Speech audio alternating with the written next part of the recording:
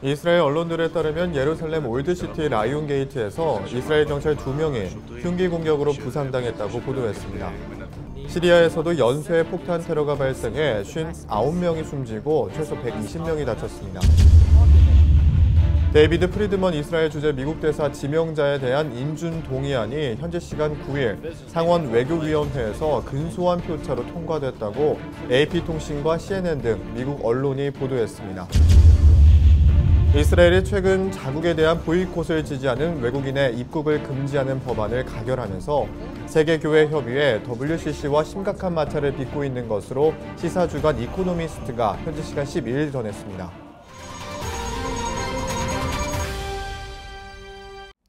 첫 소식입니다. 예루살렘 온라인 등 현지 언론들에 따르면 예루살렘 올드시티 라이온 게이트에서 이스라엘 경찰 2명이 흉기 공격으로 부상당했다고 현지 시간 13일 보도했습니다.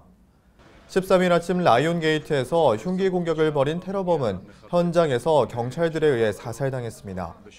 경찰 관계자에 따르면 흉기 공격을 당한 두 경찰은 상반신에 부상을 입었습니다.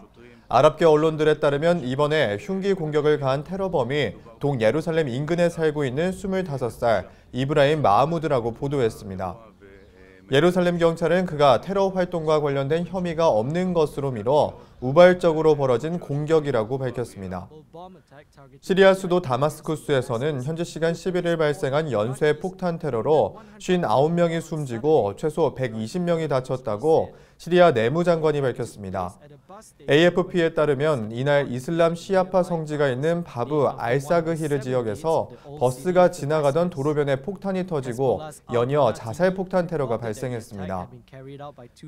시리아 국영방송은 두 번째 폭발의 경우 오토바이를 이용한 자살 폭탄 테러였다고 전했습니다.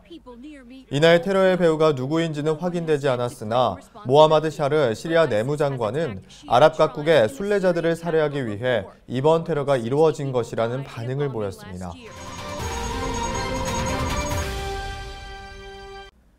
이스라엘이 최근 자국에 대한 보이콧을 지지하는 외국인의 입국을 금지하는 법안을 가결하면서 초교파 기독교 교회 협의체인 세계교회협의회 WCC가 심각한 마찰을 빚고 있는 것으로 시사주간 이코노미스트가 현지 시간 12일 전했습니다.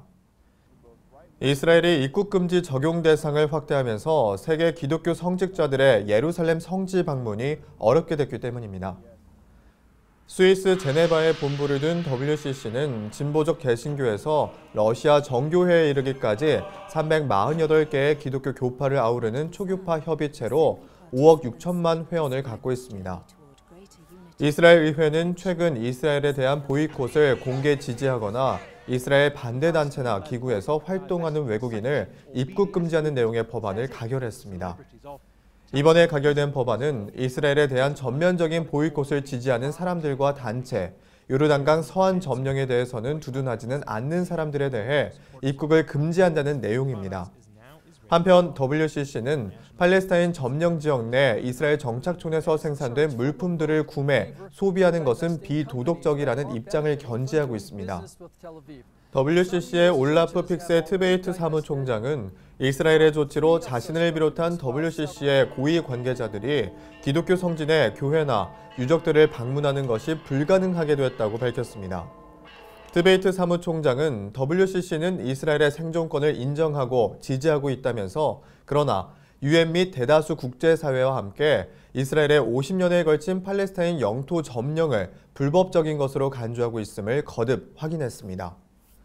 그는 WCC가 이러한 입장을 바탕으로 점령진의 이스라엘의 정착촌 생산 물품에 대한 보이콧과 점령의 혜택을 보고 있는 기업들에 대한 투자 회피 등을 장려하고 있으나 이스라엘에 대한 총체적인 보이콧이나 제재를 촉구하는 것은 아니라고 덧붙였습니다.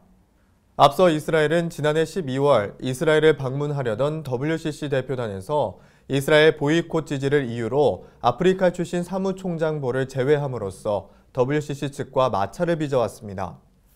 이러한 이스라엘의 입국 금지 조치로 인해 이스라엘 내부는 물론 미국의 주요 유대 단체인 미국 유대인 위원회로부터도 정치적 견해를 이유로 입국을 금지하는 것은 국제사회에 보이콧을 해제하는 데 도움이 안 된다는 비판을 받고 있습니다.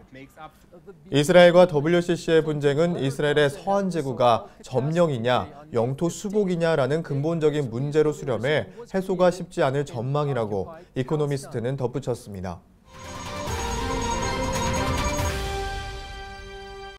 데이비드 프리드먼 이스라엘 주재 미국 대사 지명자에 대한 인준 동의안이 현지 시간 9일 상원 외교위원회에서 근소한 표차로 통과됐다고 AP통신과 CNN 등 미국 언론이 보도했습니다. AP통신에 따르면 인준안은 공화당이 다수를 차지하는 상원 외교위 표결에서 12대 9로 통과됐습니다. 공화당 소속 11명 전원이 찬성표를 던졌고 반대 입장을 전한 민주당에서 밥 메넌데스 의원이 이탈, 찬성에 가세했습니다. 인준안은 이르면 다음 주 초 열릴 것으로 예상되는 상원 전체 회의에서 표결에 붙여진다고 CNN은 전했습니다. 이스라엘 언론들은 프리드먼 지명자 인준안이 상원 외교위를 통과한 사실을 상세 보도하면서 공화당이 수적으로 우위에 있는 상원 전체 회의 통과도 무난할 것으로 예상했습니다. 미국의 예루살렘 대사관 이전 문제는 이전 미국 대통령들이 공략해왔으나 대사관 이전에 따른 여파를 고려해 실행하지 못했습니다. 이번에도 트럼프의 대사관 이전 계획에도 여러 언론은 물론 교황청 및 아랍 국가들의 반발이 있어 왔습니다. 특히 1월에는 프란치스코 교황은 바티칸 팔레스타인 대사관이 개관하자 공식 성명을 통해 이스라엘과 팔레스타인이 평화롭게 공존하는 결정을 따르도록 국제사회가 지원하길 바란다며 이같이 밝힌 바 있습니다. 교황은 또 이날 바티칸에서 마흐무드 아바스 팔레스타인 자치정부 수반을 만나 20분 이상 비공식 대화를 나눴습니다. 한편 프란치스코 교황은 즉위일에 줄곧 종교 간 화해를 설파해왔습니다. 2014년 팔레스타인 베들레헴에 세워진 이스라엘의 분리장벽 앞에서 기도를 했고 지난해에는 이스라엘 총리와 팔레스타인 수반을 초청했습니다. 그러나 네타냐후 내각은 교황청과 거리를 두고 있습니다. 2015년 교황이 마흐무드 아바스 수반을 평화의 천사로 묘사한 뒤로 갈등이 더 커진 바 있습니다. 또 언론 매체 허핑턴 포스트는 제임 조그비의 논설을 기재하며 이번 트럼프 행정부의 예루살렘 대사관 이전에 대해 팔레스타인인들을 벼랑 끝에서 떠미는 행동이라며 이 지역을 불태울 불을 점화시키는 것이라고 보도했습니다. 또 멍청한 제안은 다 무시하고 예루살렘을 함부로 건드리지 말라고 밝혔습니다. 베냐민 네타냐후 이스라엘 총리가 블라디미르 푸틴 러시아 대통령과 양국 간 협력 강화 방안과 시리아 내전 중 이란의 군사적 개입에 따른 안보 문제를 논의하기 위해 러시아를 방문했다고 AP통신과 더 타임스 오브 이스라엘 등 외신들이 현지 시간 9일 보도했습니다. 총리실은 이날 성명에서 네타냐후 총리의 러시아 방문은 이스라엘 안보에 매우 중요하다며 네타냐후 총리가 시리아 내전으로 이스라엘 북부 접경 인근에 합의 없이 이란 병력, 정찰 위성 설비가 배치된 상황에 대해 강하게 항의할 예정이라고 밝혔습니다. 이스라엘은 시리아 내전 진행 상황에 대해 매우 우려하고 있습니다. 이와 관련해 미군은 최근 순위파 무장단체 이슬람국가 IS의 최대 본거지인 시리아 북부 라카를 탈환하기 위해 그 인근에 있는 만비지에 미군 정규군 500여 명을 보냈습니다. 지난 2014년 미군이 IS와의 전투에 참여한 후 이 같은 대규모 정규군을 파견한 것은 처음입니다. 미국과 러시아, 터키 등 동맹군들이 공조해서 시리아 북부 지역에서 불거지는 세력 간의 갈등을 봉합하고 라카 탈환에 집중하자는 합의에 따라 이같이 판단한 것입니다. 한편 네타냐후 총리가 러시아를 방문하면 시리아 상황에 대해서도 의견 교환이 있을 것으로 예상됩니다. 이스라엘과 시리아는 적대국 관계로 바샤르 아라사드 시리아 대통령은 이스라엘 국경 지역의 치안에 신경 쓰고 있습니다. 특히 시리아 정부군은 러시아가 지원하고 있어 양국 간의 갈등이 깊어질 것에 대한 우려가 나오고 있습니다. 또 네타냐후 총리는 시리아와 영유권 분쟁을 벌이고 있는 골란 고원은 협상 대상이 아니라는 이스라엘 정부의 입장을 재차 강조할 예정입니다. 총리실은 성명에서 이스라엘 극단주의 무장단체 이슬람국가 IS 격퇴전 승리가 이란과 그 대리인들의 테러로 이어지게 할 수는 없다며 테러 대 테러 맞교환은 하지 않겠다고 밝혔습니다.